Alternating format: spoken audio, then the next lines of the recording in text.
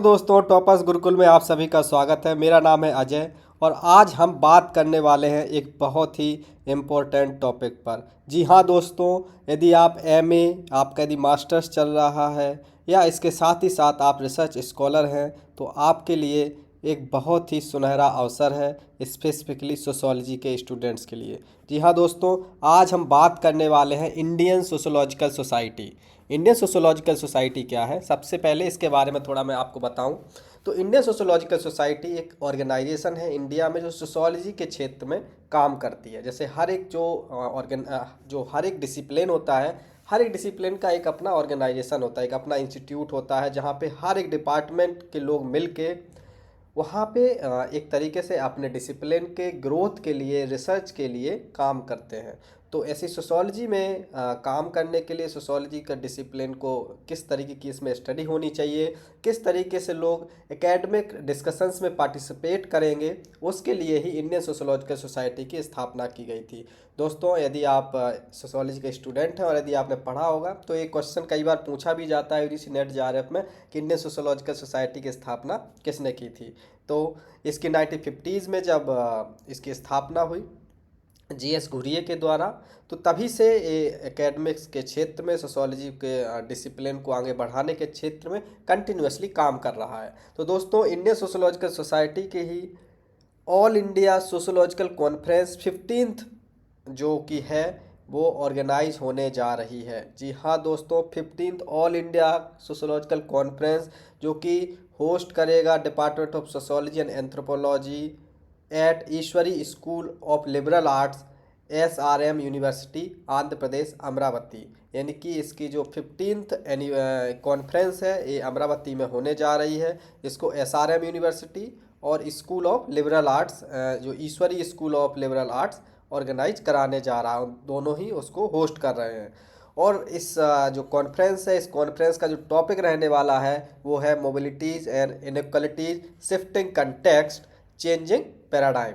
दोस्तों, आज Indian sociological society में यदि आप पेपर प्रेजेंट करना चाहते हैं, आप यहाँ पे पार्टिसिपेट करना चाहते हैं, आप सोशोलॉजी के स्टूडेंट हैं, तो आपको क्या प्रोसीजर फॉलो करना है, इंडियन सोशोलॉजिकल सोसाइटी में क्या होता है, कैसे काम करता है, मेंबरशिप क्या होती है, फी स्ट्रक्चर क्या है, कब तक रजिस्ट्रेशन कर सकते हैं, पेपर प्रेजेंटेशन कैसे करना है, पेपर का फॉर्मेट क्या रखना है, क्या क्या टॉपिक पे आप पेपर प्रेजेंट कर सकते हैं, हर एक चीज़ की हम बारीकी से पड़ताल करने वाले हैं। दोस्तों, जल्दी से हमारी वीडियो से जुड़ जाइए और चैनल को लाइक कीजिए।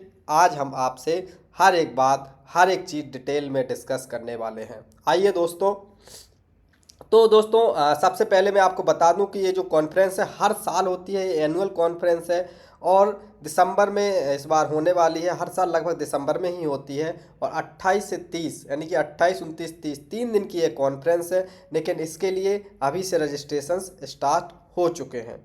तो ये 15th कॉन्फ्रेंस के बारे में मैंने आपको ऑलरेडी बताया ही है। अब हम थोड़ा सा बात करते हैं कि जो कॉन्फ्रेंस की थीम है इसके बारे में थोड़ा यदि हम डिस्कस करें तो इस बार जो ये लोग जो इंडियन सोशोलॉजिकल सोसाइटी ने अपनी कॉन्फ्रेंस में जो पेपर का टाइटल रखा है, जो थीम रखा है, वो overall theme mobility and inequalities है। मतलब मोबिलिटी एंड इनइक्वालिटी पे आपको पेपर प्रेजेंट करना है। अब उसके अंडर में भी कितने टॉपिक्स हैं उनके बारे में यदि बात करूं, ये जो इनका जो प्रॉस्पेक्टस है, ये मैं आपको हमारा जो चैनल है toppers Gurukul official Telegram channel, जिसकी लिंक आपको डिस्क्रिप्शन बॉक्स में मिल जाएगी, तो वहाँ से आप इस चैनल को ज्वाइन करके वहाँ पे इस टेलीग्राम चैनल पे इस प्रॉस्पेक्टस को एक्सेस कर सकते हैं। हम वहाँ पे इसको अपलोड कर देंगे। खैर, यदि मैं बात करूं कि the conference looks forward to empirical and theoretical papers, मतलब आपको जो मैंने एक मेजर थीम बताई उसके अंदर आप इस थीम में कितनी रेंज पर काम कर सकते हैं, तो वो सारी रेंज इन्होंने यहाँ पे राइट डाउन की है। आप देख सकते हैं कि यहाँ पे आप देख पा रहे हो कि एक कॉन्फ्रेंस में आप development inequalities and mobilities, migration mobilities and politics, transnationalism, mobilities through the post colonial lens, methodology for research, state and state policies, social class mobility यानी कि class, race, caste, tribe, gender, sexuality, labour migration, platform work, student migration, conflict and migration, changing rural and urban, new subjectivities, art, culture mobilities, digital mobilities, sensory perceptions, education, digital nomadic and semi nomadic pastoralist, pastoralists and technologies, techno surveillance, urbanism, environmentalism, tourism, transport and travel, migration and food, gender, health care system, religions, language and mobilities. इन सारे इतने सारे topics पर आप अपना paper present कर सकते हैं। जी हाँ दोस्तों, ये जो सारे मैं आपको आप स्क्रीन पर देख पा रहे होंगे कि इतने सारे टॉपिक्स हैं जिन पर आप पेपर प्रेजेंट कर सकते हैं इस कॉन्फ्रेंस में। अब इस कॉन्फ्रेंस में देखो, एक जो कॉन्फ्रेंस है 3 दिन तक चलने वाली है, राइट। तो कॉन्फ्रेंस तो होना ही होना है। अभी मैं बताऊंगा आपको कॉन्फ्रेंस में कितनी कमिटीज़ बनी है, कितनी रिसर्च कमिटीज़ हैं, कितनी जगह पेपर प्रेजेंट होगा, हम उसकी आगे बात करेंगे। लेकिन पेपर प्रेजेंटेशन के अलावा भी इसमें एक प्लिनरी सेशन भी होगा, जो कि विशेष का स्पेसिफिकली किस टॉपिक पे होगा, मोबिलिटीज एंड इनक्वालिटीज पे, जो कि इसकी थीम है इस बार के कॉन्फ्रेंस की।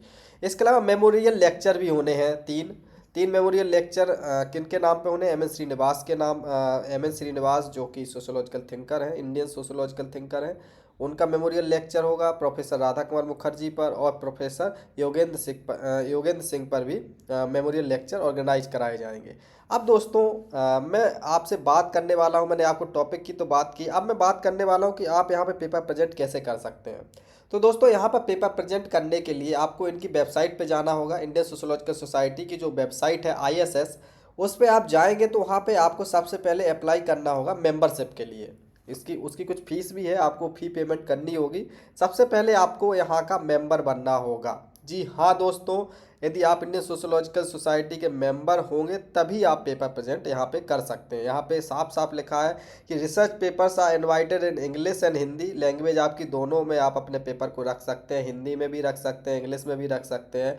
बट आपको उससे पहले जो 31 यानी कि 31 रिसर्च कमिटीज़ हैं और 4 एडहॉक रिसर्च कमिटीज़ हैं जहाँ पे आप पेपर प्रेजेंट करेंगे।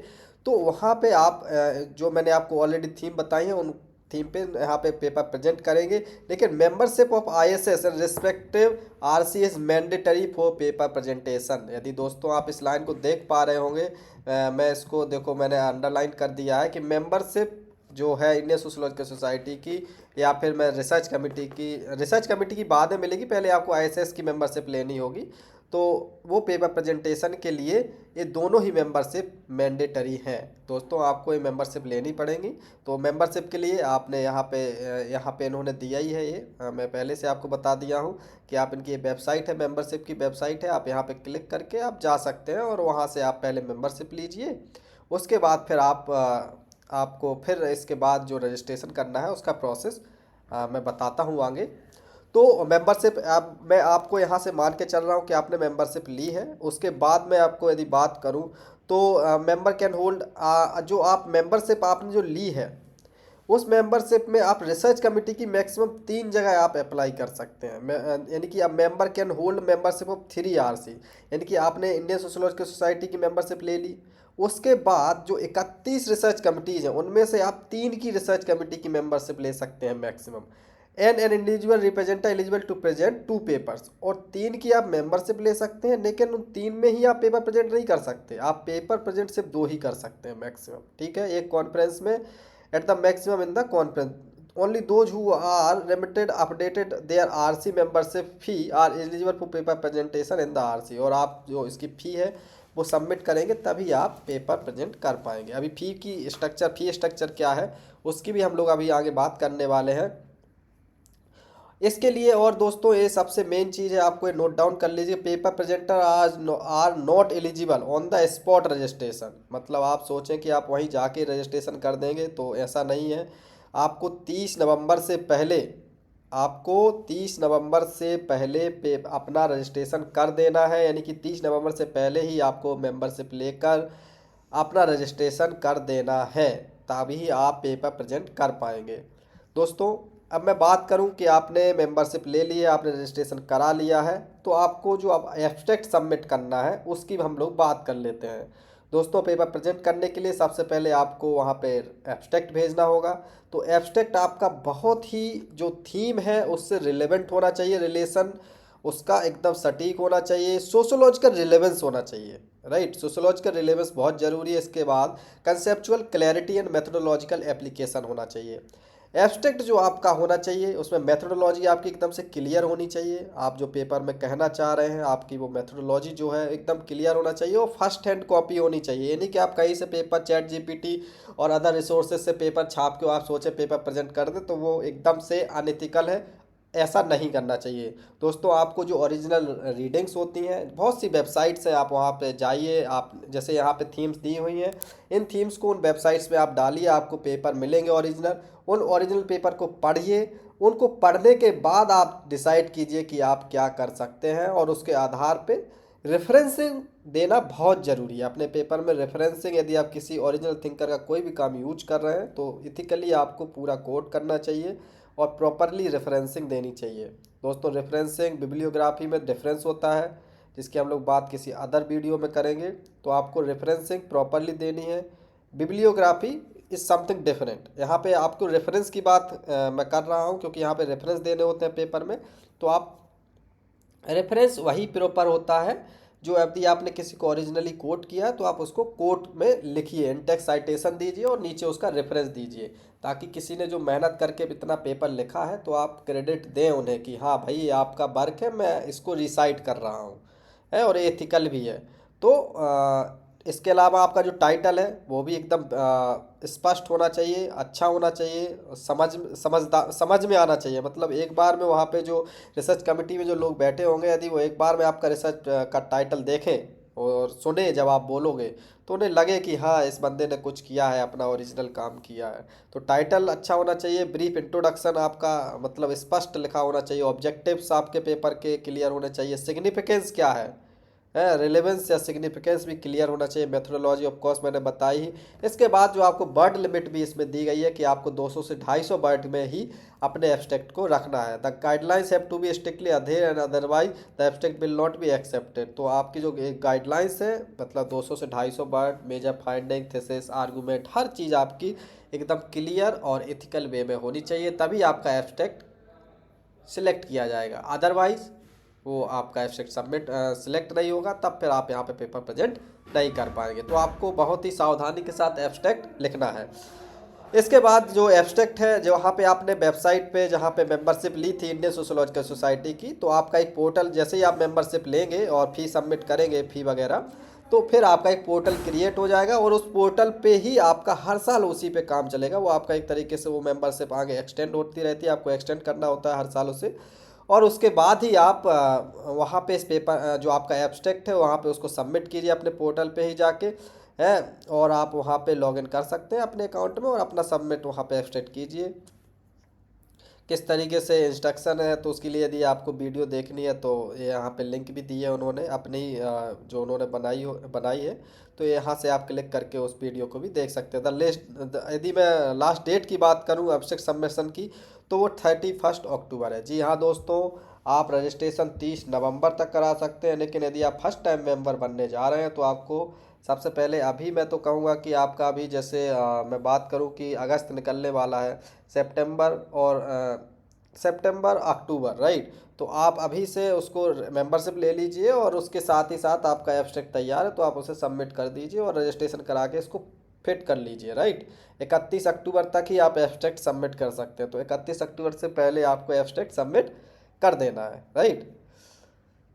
और यदि इसके बाद यदि आप करेंगे, आप सोचे कि इसके बाद मैं कर दूंगा, तो फिर जो एक उनका एक बुकलेट आता है जिसमें सारे एब्स्ट्रैक्ट को वो पब्लिश कराते हैं एक बुक में, वो बुक में आपका एब्स्ट्रैक्ट नहीं आ पाएगा, इसलिए 31 अक्टूबर से पहले आपको कर देना है। इसके अलावा जो मैं बात कर रहा था रिसर्च कमिटीज़ की, आरसी जो 31 रिसर्च कमेटी बनाई गई है, इसके बाद 4 एडहॉक बनाई गई हैं, तो उनके कौन कौन कन्वेनर हैं तो उनका भी यहाँ पे नाम लिखा हुआ है, जैसे sociology theory and practice नीलिका Malhotra है, मेहरोत्रा, माफ़ करिए। तो इसके बाद को कन्वेनर की बात करूँ, सूरज बेरी हैं, तो ये आपको पता होगा कि ये मैम जो है जेएनयू से हैं। इसके अलावा और भी कई रिसर्च कई प्रोफेसर्स हैं जिनको मैं जानता हूँ इसमें। इसके बाद तो आप अपने हिसाब से देख लीजिए कि आप किस टॉपिक पे ले जाने वाले हैं। जैसे मैं बात करूं कि सोशोलॉजी ऑफ एजुकेशन में पीएच मोहम्मद हैं, सोशोलॉजी ऑफ रिलीजन में एमटी जोसेफ हैं, इकोनॉमी एंड सोसाइटी में जयश्री एस हैं, संपत कुमार हैं को कन्वेनर। तो जो भी रिसर्च कमेटी है उसके कौन कन्वेनर हैं और कौन को कन्वेनर हैं उन सब के नाम यहाँ पे लिखे हुए हैं। यदि आपको कोई डाउट है तो आप डायरेक्ट उनसे ईमेल करके पूछ भी सकते हैं, ऐसा नहीं है, राइट। ओके, सो ये आपके कुछ 31 कमिटीज़ नहीं, इसके अलावा 4 एडहॉक कमिटीज़ नहीं। इसके बाद कॉन्फ्रेंस का जो रजिस्ट्रेशन है, सबसे पहले आपको मेंबरशिप लेनी है। उसके मेंबरशिप के बाद आप यहाँ पे रजिस्ट्रेशन से रिलेटेड यदि आपको जो फ़ी है रजिस्ट्रेशन की वो आपको पे करनी होगी। अब रजिस्ट्रेशन की फ़ी क्या रहने वाली है, तो दोस्तों यदि आपका जो रजिस्ट्रेशन है 7 अक्टूबर तक आप करा लेते हैं, तो यदि आप विथ एकोमोडेशन जो 3 दिन का है, तो 3 दिन के लिए डेलीगेशन यदि है, आप डेलीगेट में जा रहे हैं, तो आप 5,000 रुपये आपको देने होंगे। यदि आप स्टूडेंट हैं तो आपको विथ एकोमोडेशन 3500 रुपये पेमेंट करनी होगी, और फॉरेन पार्टिसिपेंट है तो आपको USD डॉलर 200 रुपीज़ पेमेंट करने होंगे। तो ये जो फॉरेनर्स हैं, फॉरेनर्स पार्टिसिपेंट, डेलीगेट्स हैं, स्टूडेंट हैं या एकम्पनिंग पर्सन है, तो उनको अकॉर्डिंगली, जैसे फॉरेन पार्टिसिपेंट में डेलीगेट्स आ रहे हैं, तो यदि वो 7 अक्टूबर तक प्रेजेंट करना चाहते हो तो उन्हें $200 देने होंगे, USD डॉलर है। इसके बाद स्टूडेंट है तो $100। इसके बाद एकम्पनिंग पर्सन है, मतलब स्टूडेंट के साथ कोई आ रहा है तो 250 USD है, तो वो उनके लिए अलग है, स्टूडेंट, फॉरेन स्टूडेंट्स के लिए। इसके बाद जो इंडियन स्टूडेंट्स हैं उनके लिए विथ एकोमोडेशन में बात करूँ 7 अक्टूबर तो 3500, और विदाउट एकोमोडेशन 2,000 रुपये। इसके अलावा यदि आप 8 अक्टूबर से 31 अक्टूबर के बीच में कर रहे हैं तो फिर आपको लेट फीस लगने लगेगी, ठीक है। इसमें लेट फीस बढ़ जाएगी, 500-500 रुपये बढ़ते जाएंगे। तो आप इसको, इस चार्ट को देख लीजिए, इसके अकॉर्डिंगली ही यदि आप किस कैटेगरी से बिलोंग करते हैं, आप डेलीगेट हैं, डेलीगेट में वो लोग आते हैं जो कि जैसे प्रोफेसर्स हुए हैं, प्रोफेसर्स भी रिप्रेजेंट करते हैं, तो वो लोग डेलीगेट्स में आते हैं। यदि आप कहीं के स्टूडेंट हैं तो फिर आप स्टूडेंट कैटेगरी में आ जाएंगे, आपको ID लगानी होगी और आपको आ जाएंगे। जो रेट है 18%, माफ़ करिए 18% GST के साथ है, ठीक है। तो एजुकेशन पे टैक्स लगाना, I don't know how fair it is, but या 18% GST इसमें इंक्लूडेड है। तो आप लोग इस चार्ट को देख ही पा रहे होंगे। यदि आपको कोई डाउट है तो आप हमें कमेंट सेक्शन में पूछ सकते हैं। तो मैंने रजिस्ट्रेशन के बारे में बताया, एब्स्ट्रैक्ट के बारे में बताया। तो आप जब एब्स्ट्रैक्ट सबमिट कर देंगे तो उसके बाद फिर वो फाइनल होके आएगा, और उसके बाद आपको पूरा पेपर, उनको यदि वो मांगेंगे तो आपको पेपर भी भेजना होगा अपनी रिसर्च कमेटी को, अदरवाइज आप डायरेक्ट प्रेजेंट कर लेंगे। इसके बाद जो अमरावती में होने वाला है, तो इसमें अमरावती के बारे में भी दिया है इस प्रोस्पेक्टस में कि अमरावती आप जाएंगे तो वहाँ पर क्या क्या घूम सकते हैं। इसके अलावा जो जो यूनिवर्सिटी जहाँ पे स्पॉन्सर कर रही हैं आपको, उनके बारे में भी दिया गया है, और कैसा वेदर रहता है अमरावती विजयवाड़ा में, उसके बारे में भी आप इस प्रोस्पेक्टस में सब कुछ देख सकते हैं। इसके अलावा कौन कौन सिटिंग मेंबर्स हैं, कौन कौन ऑफिस बियरर हैं इंडियन सोशोलॉजिकल सोसाइटी के, उन सब की डिस्क्रिप्शन भी दिया गया है। और जो होस्ट कर रही हैं 2 यूनिवर्सिटीज़, उनके बारे में भी मैंने आपको बताया कि उनके बारे में भी आप इस प्रोस्पेक्टस में पढ़ सकते हैं। तो दोस्तों ये तो रही इंडियन सोशोलॉजिकल सोसाइटी की 15th all India sociological conference, जो कि होने वाली है अमरावती में 28 से 30 दिसंबर 2025 के बीच में। तो दोस्तों यदि अभी भी आपको कोई डाउट है कि कैसे पेपर प्रेजेंट करें, या पेपर से रिलेटेड या किसी भी तरीके का कोई भी डाउट है, पेपर कैसे लिखा जाता है, तो आप उससे रिलेटेड भी हमसे, यदि आप पेपर लिखने में भी हेल्प चाहते हैं किसी तरीके की, तो आप हमें संपर्क कर सकते हैं। हमारा आपको टेलीग्राम लिंक, चैनल का लिंक डिस्क्रिप्शन बॉक्स में मिल जाएगा, आप हमें वहाँ संपर्क कर सकते हैं, डायरेक्ट कमेंट कीजिए, हम आपसे संपर्क करेंगे। तो धन्यवाद दोस्तों, यदि आपको ये वीडियो पसंद आया तो लाइक कीजिए। मिलते हैं आपको एक नेक्स्ट वीडियो में एक नई इन्फॉर्मेशन के साथ, और ऐसे ही रिसर्च करते रहिए। आप इस डिसिप्लिन में, सोशोलॉजी में और अदर सोशोलॉजिकल डिसिप्लिन्स में भी अच्छा करेंगे। आपको जो भी किसी भी तरीके की हेल्प चाहिए, टॉपर्स गुरुकुल पर आप रिलाय कर सकते हैं। Stay tuned with us. Thank you for watching this video till the last. मिलते हैं आपको एक नेक्स्ट वीडियो में। Thank you.